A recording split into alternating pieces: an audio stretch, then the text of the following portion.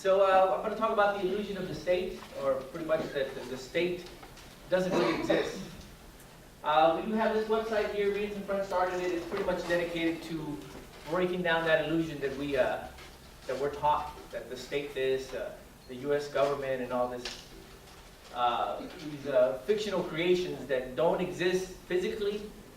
And the way I'm going to prove that the state or the government doesn't exist is I'm going to use a legal approach, that legally it doesn't exist.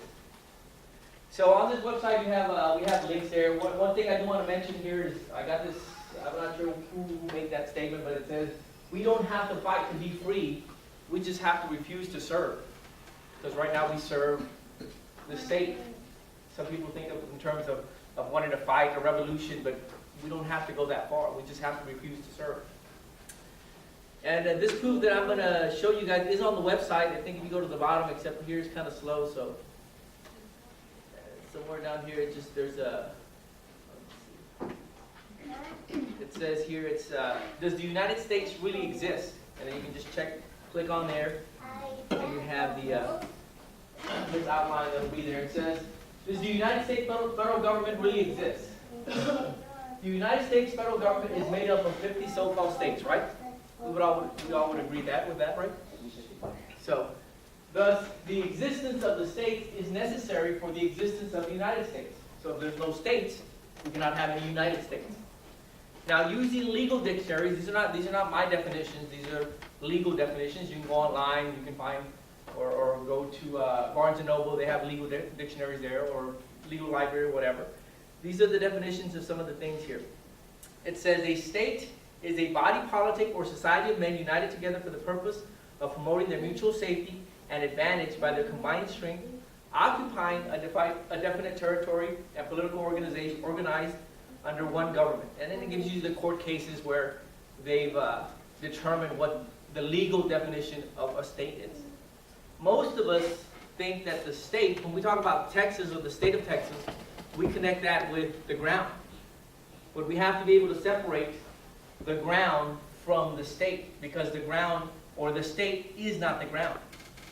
Because Texas, the land, has been here for thousands, millions of years. But has the state of Texas always been here? Was the United States here 500 years ago? No, the land was, but the United States was not here. So the United States, the state of Texas, all those are man-made creations. Now they do occupy a certain territory, but the state is not just the ground. So we have to separate that. Another myth that we have is, or things that we're taught, is citizen. One who acquires citizenship by birth, naturalization, or other lawful means in a popular but nonetheless appropriate sense of the term. One who by birth, naturalization, or other means is a member of an independent political society. So most of us here believe, well, I don't believe that anymore. I know that I'm not. But you would say, if somebody asked you, are you a U.S. citizen? You would say, yes, I'm a U.S. citizen, right? And you believe that you're a U.S. citizen. When in actuality, citizens don't exist.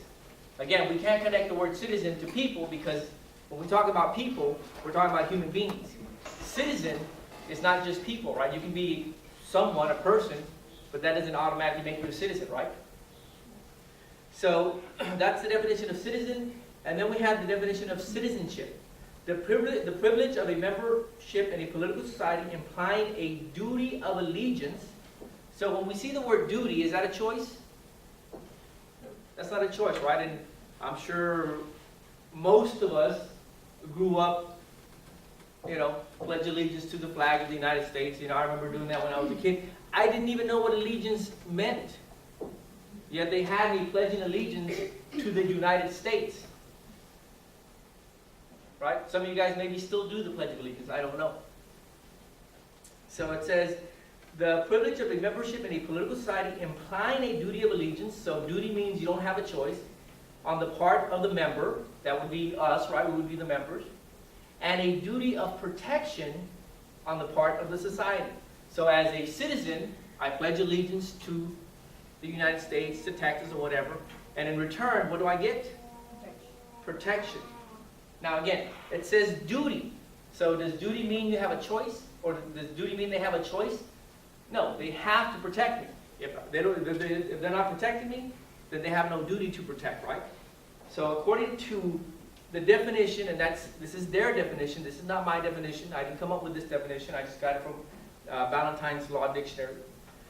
There has to be a duty of allegiance on my part and a duty of protection on their part. And we honestly believe that the state is right. They tell us all the time, the president, we're over there in Iraq because we're trying to protect the people from terrorism. The cops are there to do what? To protect people, right? That's what we think, right? And people honestly believe that. Now, the next thing we have here is there is no duty to protect. There is no duty to protect. And these are just a few court cases. There's hundreds of them. There's even a book called, it's actually called Call 911 and Die, where the guy just pretty much makes an outline of all the court cases where if you call 911 and the cops don't respond, because for whatever reason they just wanted to have lunch or dinner, depending on what time, you can't sue them because there is no obligation there. There is no duty.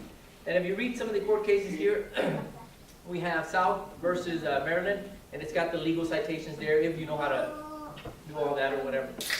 So it says, the U.S. Supreme Court ruled that local law enforcement had no duty to protect individuals, but only a general duty to enforce the law.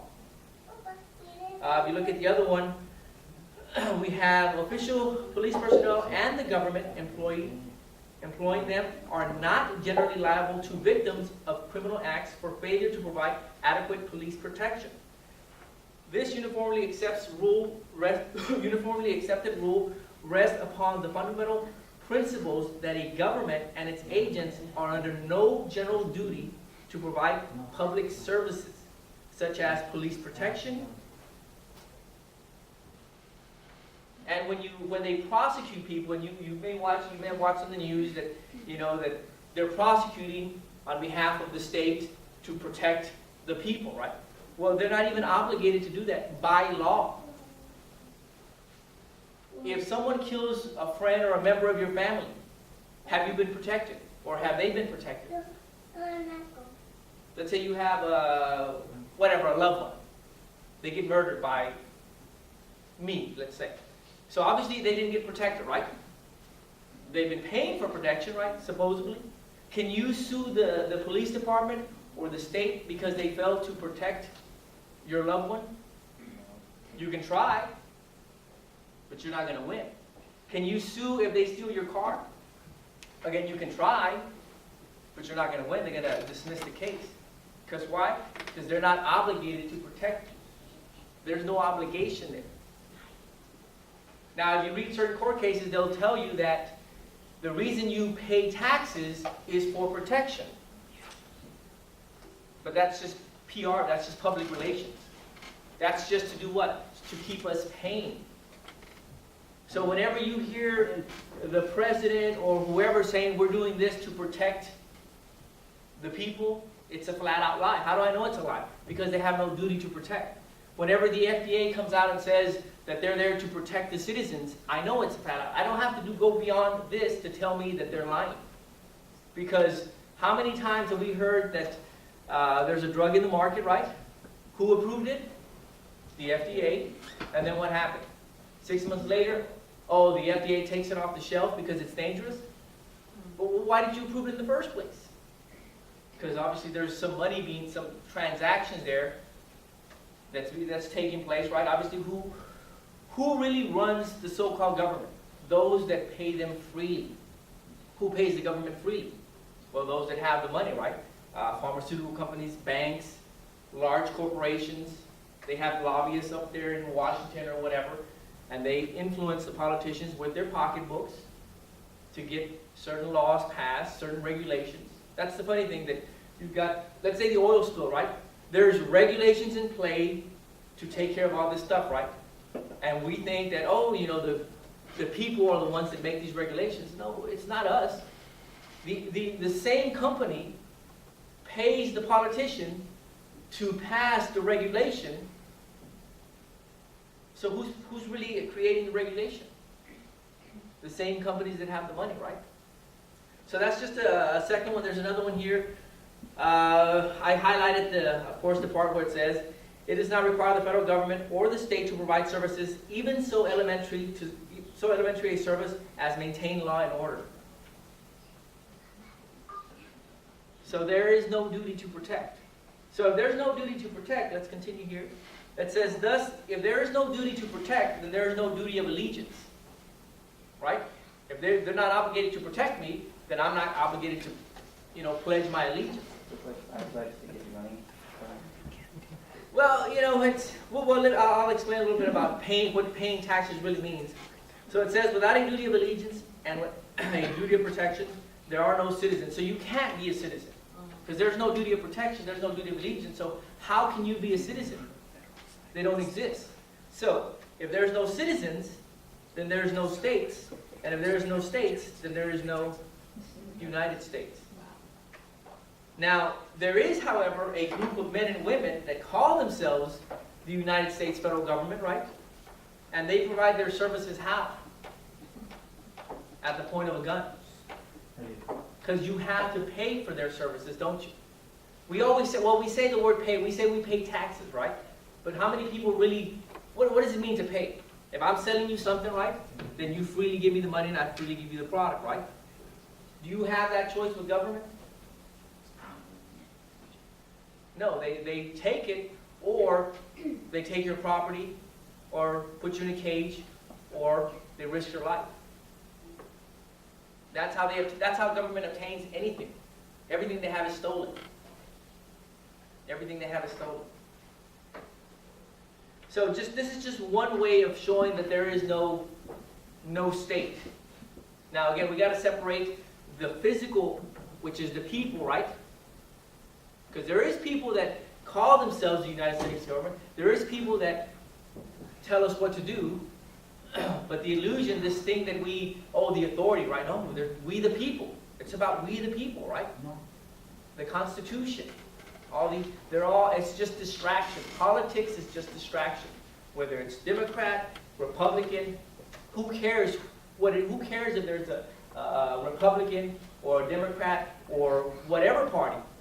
At the end, it's just what? Somebody's controlling me. Somebody tells me what to do. What I can and cannot do with myself. I mean, most of us think that we own our body, right? And that may be true in our minds. We say, hey, we own our body. But according to these people called government, do you own your body? No, because you can't do whatever you want to your body. Can you go up and light up a joint if you wanted to? No, because that's not legal. Now, if it was legal, it's fine. You can do that. You can drink beer. That's illegal. Don't worry. We made it. It's okay to drink beer, but it's not okay to do this one. It's okay to do this one, but it's not okay to do that one. So these words that they use, state, government, our founding fathers, right? It's just manipulation. What is the law? We hear the word law. Why do you slow down? Speed limit's the law. Oh, you can't do that. It's the law. Oh, you're not supposed to do that. It's against the law. But does anybody even know what a law really is? What do you think a law really is? It's a rule. It's a rule? Yeah.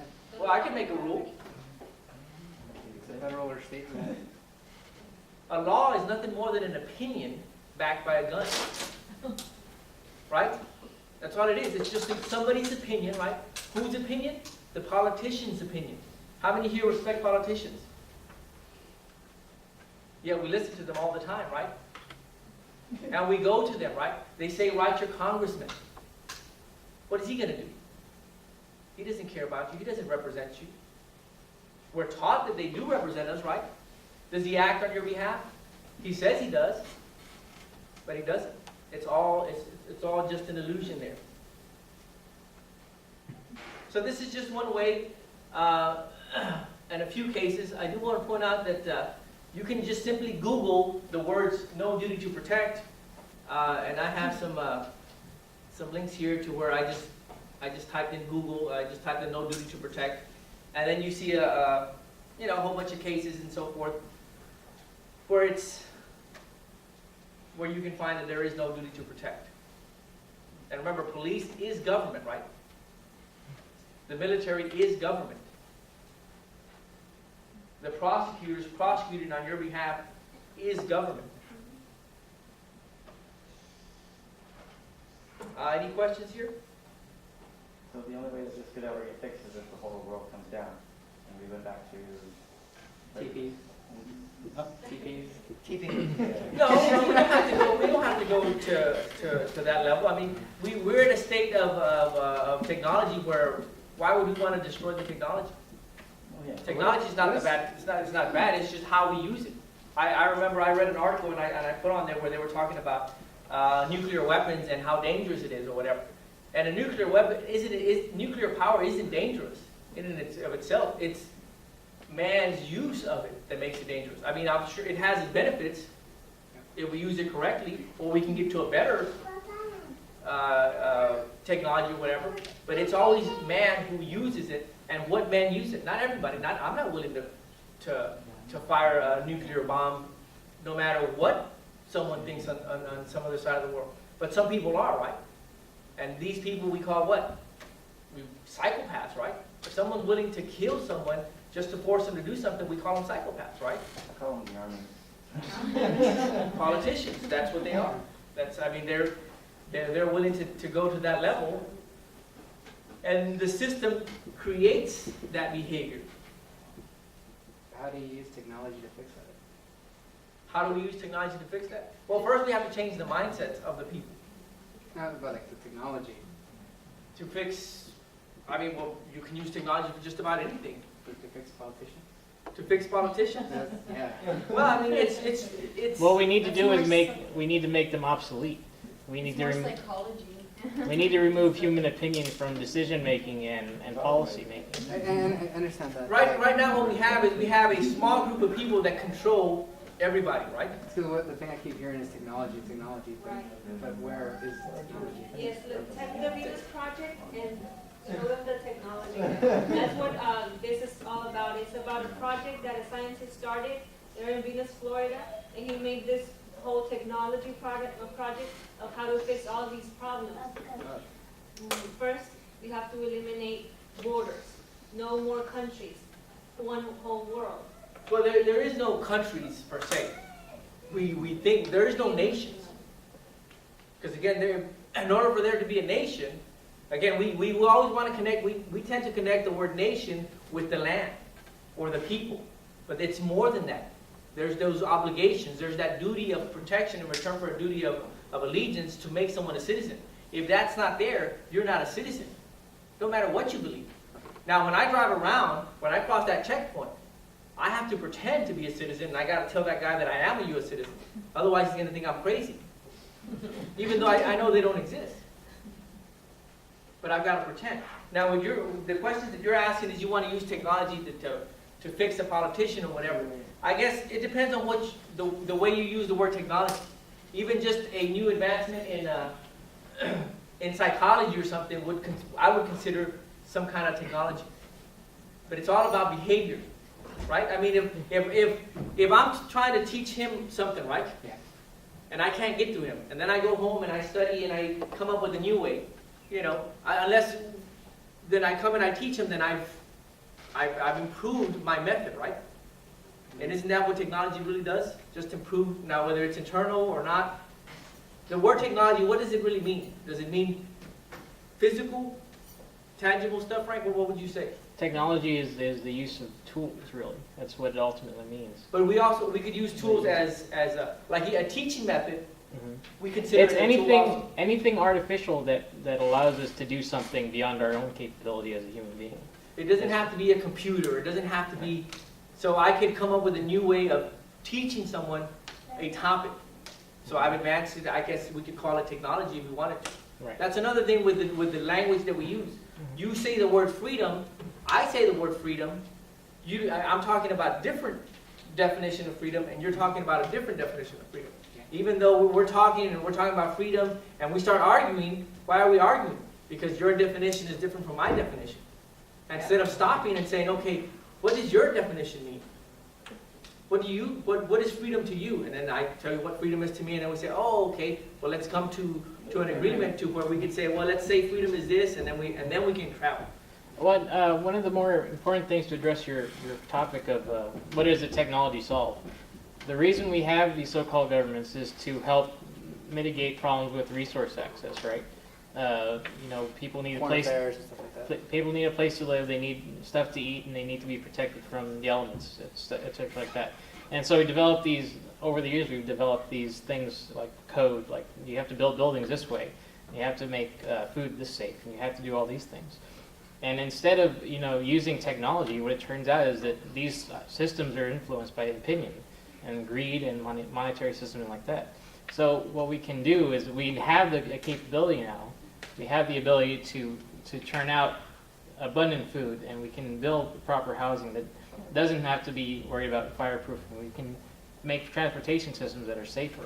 So we don't have to create laws to make people behave better. What we need to do is build it into the system itself. But So aren't you just switching somebody else's monetary gain to somebody else's? No, There's no monetary gain there's no anymore. gain, there's no money in this system. It's not about monetary gain. It's about protecting Whenever people. you switch it, that's what happens.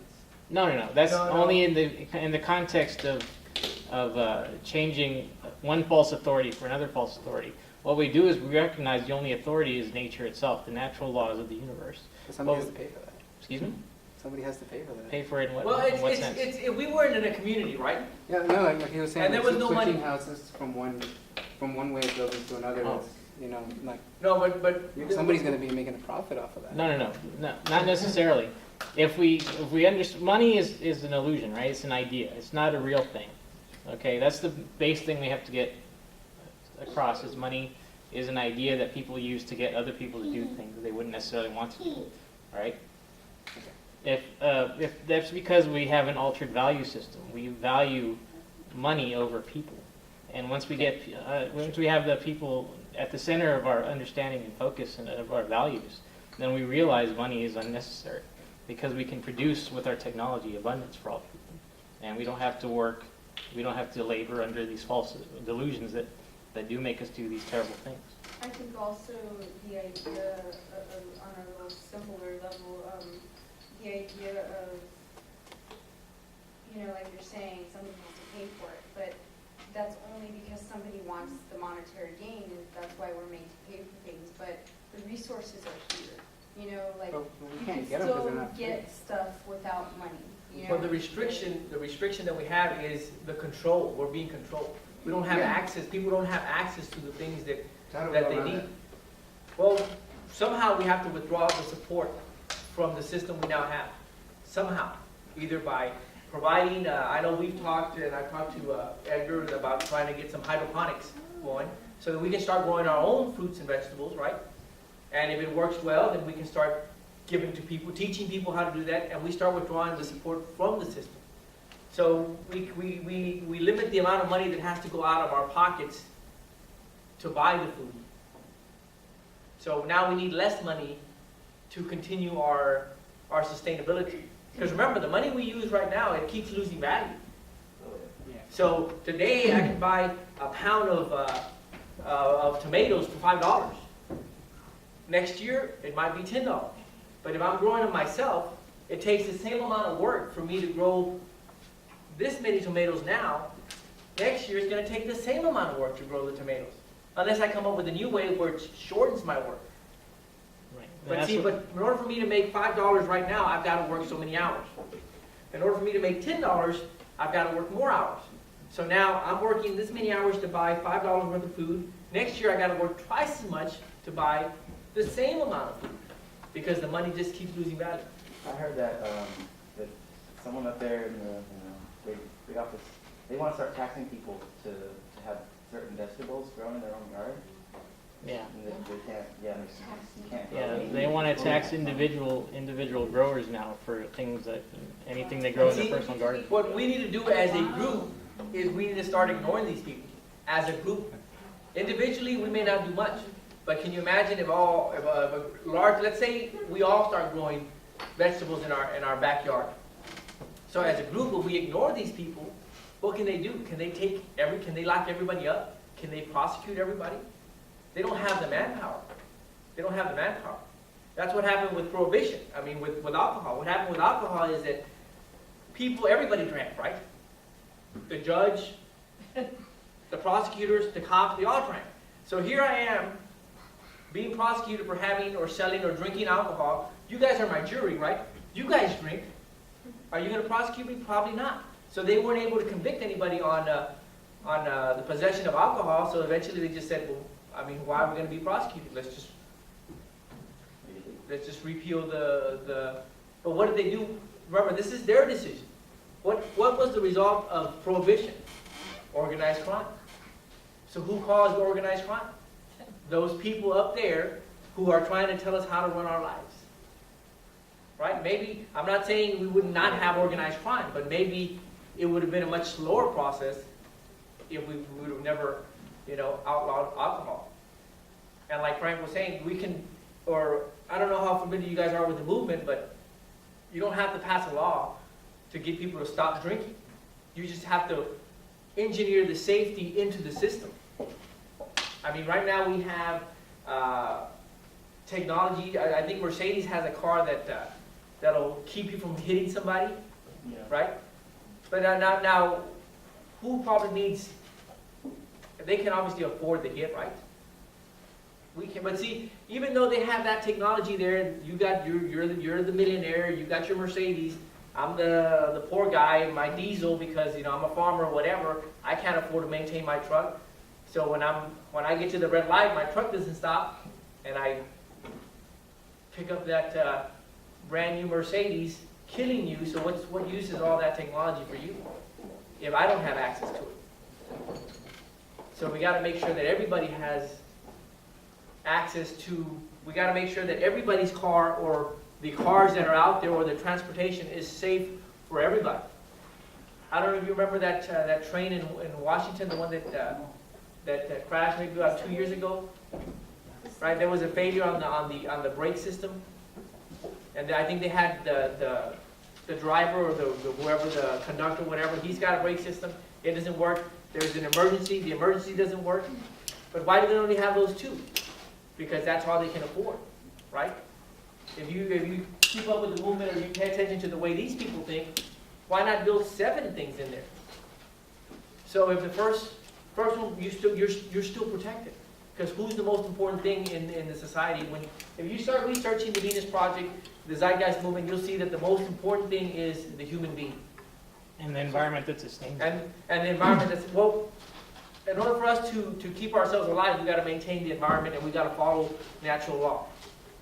Because that's the one thing that doesn't care what you believe. You can go on top of a building and say, gravity, I don't believe in you, and jump off. What's going to happen? It doesn't require your belief. So. It doesn't require your consent more than is what. And it doesn't require, well, government doesn't require consent either, right? But Supposedly, man. so. Any questions? I do want to point you out to some, just real quick, because this is just one way that I show that, or that I've been taught that there is no state. But if you go to the website RGB No State, there's this Lysander Spooner, and you can click on this audio book, and this is it's called No Treason, the Constitution of No Authority, where the guy just pretty much shreds the Constitution. He just shows how it has no inherent authority whatsoever. And the very last statement, it says this. It says, the Constitution has either authorized the government we now have, or it has been powerless to stop it. In each case, it's unfit to exist. Because all it is what? It's just a piece of paper that was fabricated, some 200 years ago by men who you don't even know, who have died.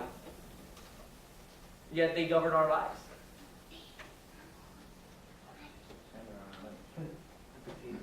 Any questions here? And also, just in regards to the movement, if anybody's interested in the past meetings that we had, we do have the meetings online. So if you just click on the Zeitgeist movement here, you have access to all the meetings we've had if you're interested in what we've done here. And you can just click on, we've had quite a bit of meetings already, right, Frank? Yeah, we've had. We didn't record the first ones, but Most of them are recorded. You can listen to everything we have, we share. It's all open. We have to make sure that everybody has access to the information we have. Because it's about sharing information. Because if all I do is just keep my information to myself, you know, how do I know that you don't got something that's going to improve my life, or I don't have something that's going to improve your life? So we encourage you to join the movement, or Like one equal community. well, it's one family. If you go far, whether you're religious or not, if you go far back enough, the genes start getting closer and closer. Our origin gets closer and closer. All right. Thank you very much, Armando. Appreciate it. Any questions?